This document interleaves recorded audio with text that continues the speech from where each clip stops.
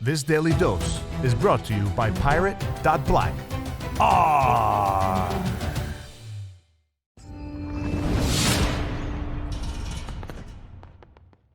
We now have Lootz ready to talk to us about central bank digital currencies, about cryptocurrencies and the rest. Now, are you there, Lootz? Can you hear me? Yep, I'm here. Okay, good. All right, we're there. Let's talk a little bit, give people kind of a background, because a lot of things have happened in Bitcoin and cryptocurrencies. We've seen problems with exchanges and other things like that. I think a lot of people are looking at this and scratching their head and saying, what's going on? Give us your take as to what's happened in the last month or so about crypto. Well, it's increased there is what I call divide and conquer. They are causing confusion within all of crypto. So what they do is they come in with all these bullshit coins, right? All this crap, and they confuse all these new investors. They have no idea what the hell's going on, and then they confuse them further by throwing out all these features and this is more scalable, and this is those NFTs, but none of that matters if it's not private, right? So that what they're doing is, if they cannot stop it, they're going to slow it down until the point they get their CBDCs out there. That's right. Yeah, I think that is the key thing. I think they're pushing towards that. I said earlier in the program, I don't know if you heard it or not, when I was talking about this new, supposedly Inflation Reduction Act, but it is a major tax increase. But one of the key things that we should all be worried about is this army of IRS agents. They said they're going to do 1.2 million audits. They're going to hire another 87,000 agents. I looked at that, and my first thought on that, Lootz, was, well, first of all, they don't care about deficit reduction. They don't care if the budget balances. Why should we even have an income tax? Well, the reason we have an income tax is to make sure that nobody's got any disposable income. Do you see this as an army of IRS agents that's going to be focused maybe on auditing people about crypto? You think that's where it's going to be? I think it is. What do you think? Yes. They don't even have enough agents right now to do their own fiat money. But how are they going to handle the millions of people making money on crypto or losing money on crypto?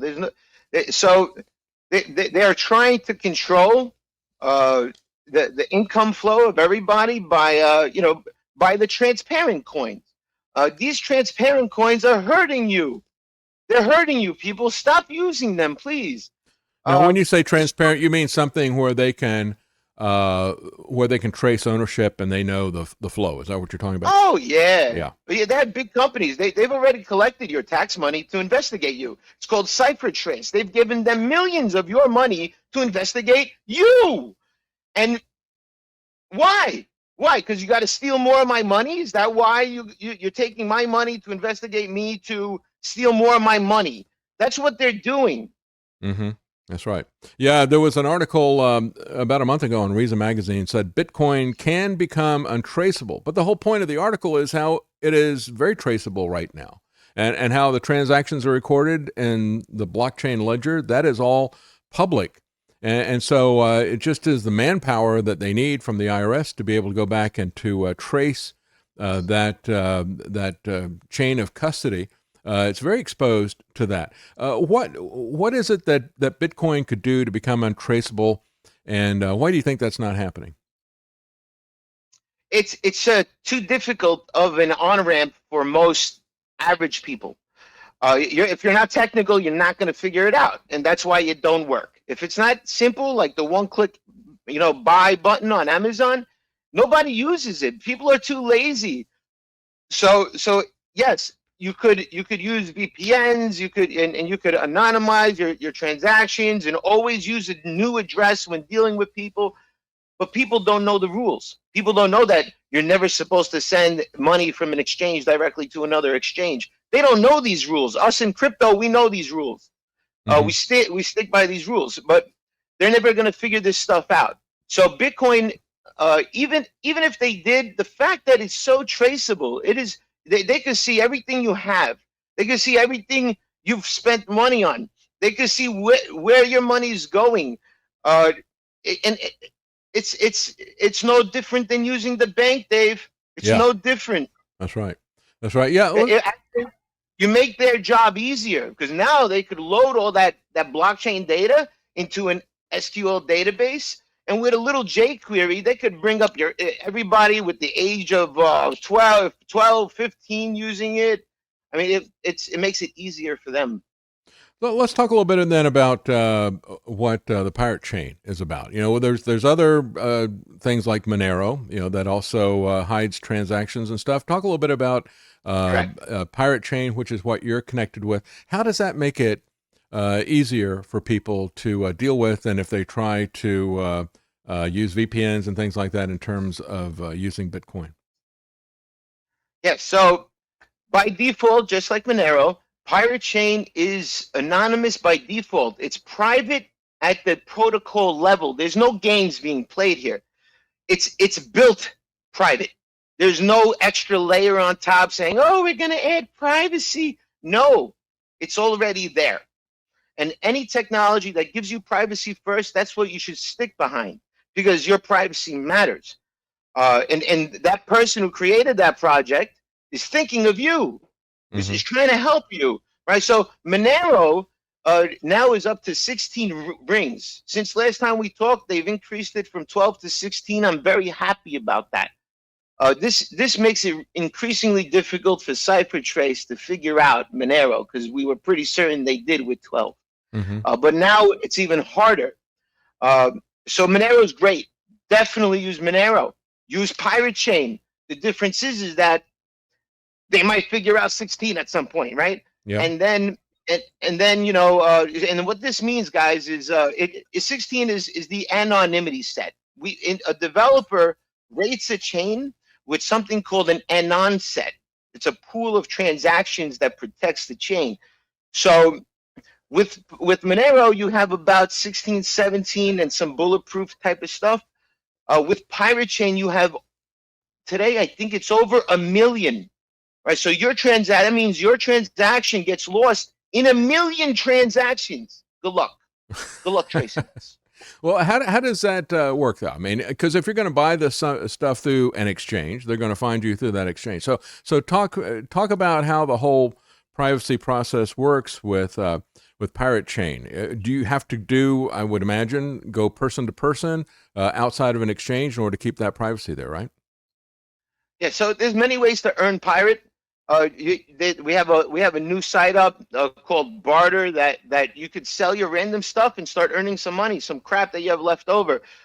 Most people have bought Pirate in the last 2 years with Monero, because Monero is like the gateway. It's been around for 8 years. It's been the only one since now we got Pirate. So what you could do is you could go to localmonero.co, buy yourself some Monero, love it.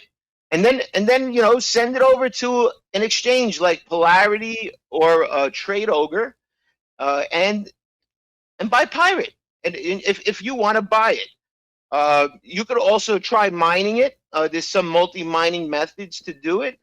You could we have dexes now, Atomic Dex, guys. Komodo from Atomic Dex just added Pirate. It just got pulled up to the GitHub yesterday. So I'm really excited about that, because that's a decentralized exchange. Decentralized exchanges are going to replace these centralized chokeholds we have in the environment. Let's talk about that a little bit. Let's talk about the decentralized exchange. What was the name of that exchange again? Atomic Dex. Atomic Debt. Okay. And how is it? ATOMIC Dex. DEX. DEX. Okay. And let's talk a little bit about how that operates and how that's different from a typical exchange like Coinbase, for example. So it's not, everything works over the blockchain. Everything is fully decentralized. Nobody could steal your money because everything is local. See, when you send your coin to an exchange, it's no longer yours. You've given them your money, just like the normal banks. It's no different, right? You gave them your money. Oh, they froze my accounts. Well, you're the idiot that gave them your money. Why? Right? So keep your money in your pocket, and that's what DEXs allow you to do. It's local. The money doesn't leave your computer or your phone when you're using them. So there's nothing for them to steal. It's in your hands. You got the power. Okay, now how is this different from a wallet? When you talk about atomic DEX, DEX, how is that different from a wallet that you control, sending it to it? It's very similar to a wallet, Dave. Mm-hmm. It actually has a wallet built in with multiple coins. So wallets just hold your coins. There's many different wallets. Pirate has about 4 or 5 now, different wallets made by the community. So and it's not hard to recreate your own wallet if you got that developer talent. But a wallet just holds your coins and gives you that ability, just like a normal wallet you put in your pocket. A DEX, a decentralized exchange, has a wallet built in, because that's the platform when you install it on your computer, and it'll allow you to trade it for any other coin on that decentralized exchange. Okay, all right. So that's the thing about it. It's an exchange that allows you to get to the other coins. What do you think is going to be? What do you think the next pandemic is? And Oh, yeah, how are they going to come after us now? Is that going to be what they're going to roll out in order to push us to a CBDC, or are they just going to come in directly with a CBDC? Because they're making a lot of regulatory gains about the CBDC. What do you see coming in the future? the next pandemic, mark my words, is going to be a food pandemic. There's going to be no more food in the stores. They've already seeded it. It's Biden already said it. They're starting to pave the way, right? I'm sure you've seen it, Dave. Oh yeah. They're paving the way for this new food pandemic. Now we're not going to have food. So what needs to be done in this pandemic, guys? All right, and you need to listen to me. We need to take it back. We need to take control back of all our markets, our food markets especially, because over the last 20, 30 years, we have lost quality, right? When I walk in a bakery and I buy semolina bread, it's not semolina flour, it's yellow food coloring. When I buy a rainbow cookie from these bakeries, it's not made with almond paste. It's made with crappy emulsifiers. And it's not really their fault too much, because they can't afford the ingredients. They're expensive. But quality across the board over the last 10, 20 years, you cannot deny, has gone down to crap. The shit we buy in the supermarket is crap. It's killing you. You don't even want that food. So what needs to be done is, when they announce that pandemic, saying, oh, there's a shortage in all the supermarkets, that's when you jump in with your produce that you grow in your backyard, guys. Everybody could do this. Grow some food. Then you could ferment it. You could dehydrate it. You could freeze dry it if you got one of those, and sell it. And sell it to people that are hungry, and feed your neighbors. Stop depending on people. The answer to government is self-government. That's right. Yeah, I think it's pretty clear that they're going to, you look at it as insane as it appears, and as over the top as it appears, they're going to shut farms down. They're doing it now in the Netherlands. They've already done it in Sri Lanka. They're talking about doing it in Canada and so forth. It's going to be going around the world. They're going to deliberately shut down and confiscate farms. And when you look at this and say, well, they can't possibly do that. We've seen what they did in terms of the lockdown, the confiscation of people's service businesses over the last year. And so people are going to have to start thinking, I think we're going to have to orient our thinking towards operating in a black market and operating underground. And that's where I think these types of currencies, as well as things like gold, I think that's where this kind of stuff is going to come into play. Well, see, even the term black market bothers me, because it's a free market. It's right. The real free market. We call it the dark market or something. Dark to them. yeah, to them. Yeah, because that's what they've labeled it, right? They've made you think. They've conditioned people through that TV. Stop watching TV. It's a real market, guys. Let me give you an example of what you're missing out on. All right, you need money. You can't pay your rent. You got sick bills you got to pay for. How you going to do this? You're going to rely on some corporate jerk off to give you a job? Or are you going to get innovative? Are you going to, if you're a plumber, you sell your services, right? You go out there and you sell your services. If you know how to make stuff, I don't care what it is, planters or anything creative, and you want to sell it, you have to do it on a free market. You could sell it on their platforms, right? Amazon and all that bullshit, and you could let them take 20% of your income on top of the fact you got to get taxed on top of it. No, they are stealing your money. All right, business between me and you stays between me and you. Nobody needs to know our business, and we could be happy friends for generations.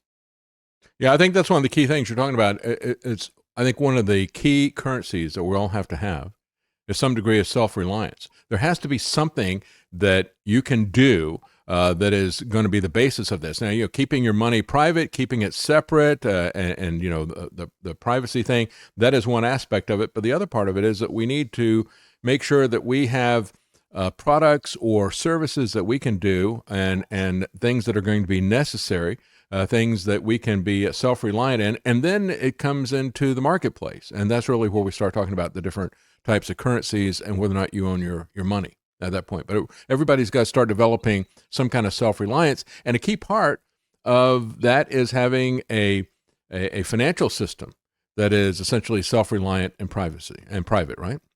Let's talk a little bit about. Yeah, go ahead. And we have that already, and we have that. We have Pirate, we got Monero. There's no need to look further. Let's talk a little bit about how this whole community functions, and try to give people who are not familiar with this a little bit better idea about how this whole thing works. We talked about how somebody could use Monero as a gateway to get into Monero and a more secure pirate chain and that type of stuff. Talk a little bit about just give people an overview for newbies about how this whole community is set up. Yeah, so there's tons of little niche communities all over crypto. If you've used Discord, you're probably in like 100 different coins right now, trying to figure out which one's better. Stop doing that. It's just Monero and Pirate. It's the only two that you should look at. But how it works is you just download the wallet on your phone. It's very simple. It's even in the App Store. You can download the Pirate Chain wallet. And that's it. You got yourself now a wallet. And if you sell something, okay, so and this is what we're going to get to, Dave, because crypto is in dark crypto, private crypto is no longer important because we have it, right? Mm-hmm. We need to get to free markets now. We need to open these free markets. So once these free markets are open, you could start transacting. Oh, here's a hard drive, right? Mm-hmm. Here's a hard drive. You want to sell it for $100, right? And you need space. I'll sell it to you for Pirate, and then they send the Pirate directly to your phone, and that's it. It's done. It's not that hard. So are there some communities that are set up kind of like you're talking about selling used equipment? Is it something like eBay in certain places where people are focused more on Pirate chain or on Monero or something like that? Or is that something that people just add that to, well, I guess if you're using eBay or something, you can't do that. But wherever you are trying to sell stuff, you just put that out there? Or is there a specific community that's already set up where people are transacting in that? There's actually a site that's up. I believe it's called Barter. If you go to pirate.black/Discord, you'll see the announcements. And I'm just going to look for it now because I forgot the actual link, Dave. Mm-hmm. But it's called Barter, and it's pretty. You can sell anything on it, and get Pirate for it. That's okay. It's not my best solution because I still don't like websites because it's a very centralized thing, right? We've seen the seized. This site has been seized names before, right? When they take your site.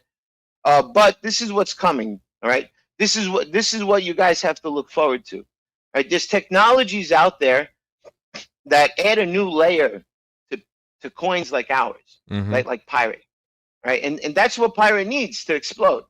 That's what Pirate needs for people to actually utilize it, right? Because if there's no utility, it's a little hard for people to use. So we have frameworks. They're called frameworks. Like Quartal, Qortal, and Quartal will provide. Pirate will be there in about 3 weeks or such. It will provide a framework for us to build markets. It has a built-in DEX. It has a chat SHA-512 encryption. It provides the railroad tracks for this pirate train to run on. And once we have that, Dave, and that's coming soon, it's unstoppable. So if There's I understand, no more stopping it. So if I understand, Quartal will allow you to essentially make connections for commerce. Is that what you're saying then? Talking about the railroad tracks? Oh, it's even beyond that, because everything that runs on this new technology runs in front of you on your computer. So the only way to stop anybody from doing anything is to walk in their house and shut them down. And that's literally impossible for hundreds of thousands of users. So, and that's the way things should work, true P2P. Not some service in the middle hosting everything for you. Mm-hmm. You're the host on Quartal. Everything, even it's got anonymous websites. You could create your business website on it right now. It's working. It's pretty phenomenal where we're going with all this, Dave. I'm really excited for this next year coming. Well, that's good. We've given people a few names of things that they can investigate and try to figure that out for themselves. Clearly, we see where this is headed and what they're targeting.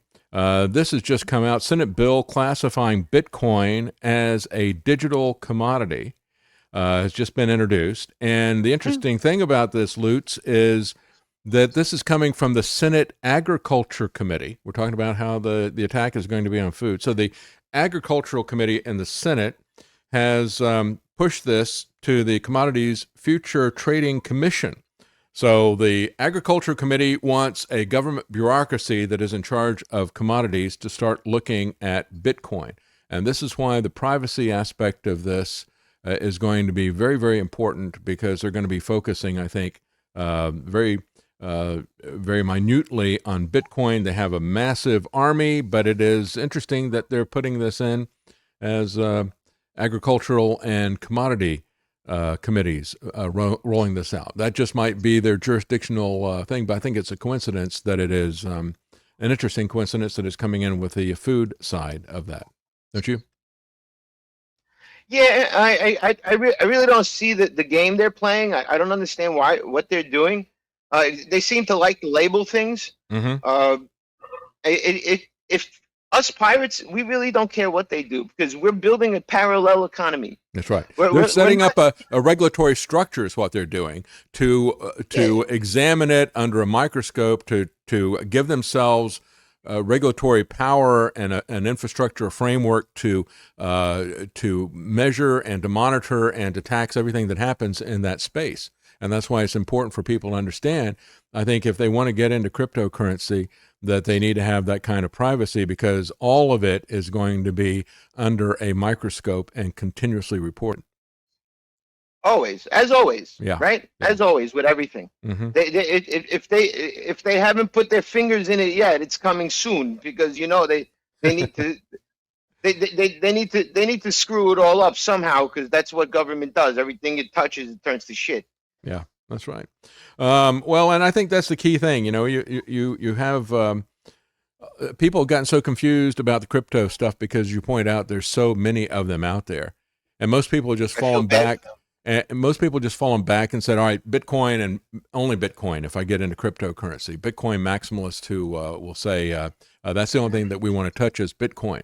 And I was just pointing that out, that there's going to be a lot of vulnerability and exposure in Bitcoin, and that's what they're moving towards, is to take that away. So when we look at central bank digital currency that's on the one side, and on the other side is cryptocurrency, I think at the very beginning there was a lot of misunderstanding about cryptocurrency. A lot of people thought that Bitcoin was going to be something that's private, and they didn't realize that it wasn't. And that real cryptocurrency, I think, that people saw as a counterbalance to a centralized digital bank, centralized bank running, like the Federal Reserve running the digital currency. I think the real counterpoint to that has to be something like Monero and Pirate Chain, right? When I started 12 years ago, Dave, I thought Bitcoin was the answer. I thought exactly that. I thought it was the alternative money that I could be private with. They don't need to know what I have, right? So that's what I thought it was. And then 2-3 years later, they're like, you're on an exchange, and now the exchange is asking you, hey, send in a photo of you with your license Yeah. and a newspaper, and a smiley face, and so that we know it's you. And I'm like, what the? No, this is not how this works. This is not how this works. And I did, just to get my Bitcoin out. I sent them a naked picture of me, and I hope that it's burned in their head forever. Well, they might just come after you for another type of crime if you do that with people. But They asked for it. They that's didn't. right. They didn't elaborate what kind of picture of me. It's kind of like the definition of a mask. Okay, does this open mask here, does that qualify? I've got holes that are an inch in diameter here. Does that qualify as a mask? You didn't define how fine the holes have to be. Well, thank you. It's always interesting to talk to you, and it's always interesting to try to think outside the box that they're trying to put us all in. And so those are. Yeah, go ahead. Yeah, go ahead. Can I say one more thing? Sure. I want people to understand, because I took a little hiatus, and I've been back for about 3 weeks. I want people to understand the mindset of pirates. All right. I see a lot of cryptos out there claiming they're private. And it's really confusing, all right? And you'll see this with Bitcoin people, the very statist type of people, all right? So when a coin says, "Oh, we're private," and then the next thing they say, we got to comply with African governments, guys. I mean, no, guys, we don't like government. We're here to replace them. We're not here to help them, all right? I don't even debate. I had somebody ask me if I would debate a CBDC when I went to Tompkins Park, because there was a shadow event there. No, I am not going to help you. All right, my fame will not help you, and I will not help you. Yeah. It's pretty obvious that the CBDC is essentially a mark of the beast type of total surveillance and total control.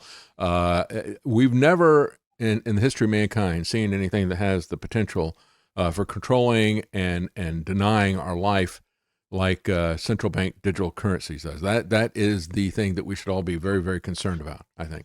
CBDCs are the scariest thing. Yeah. It's really scary, guys. They could control your money. They're going to be able to tell you what to buy. That's right. Oh, you've met your quota of milk for this week, right? That's right. Can't feed your baby. It is the most mind-blowing, scariest freaking thing I've ever seen. Absolutely. Yeah, we have to have a way out of that.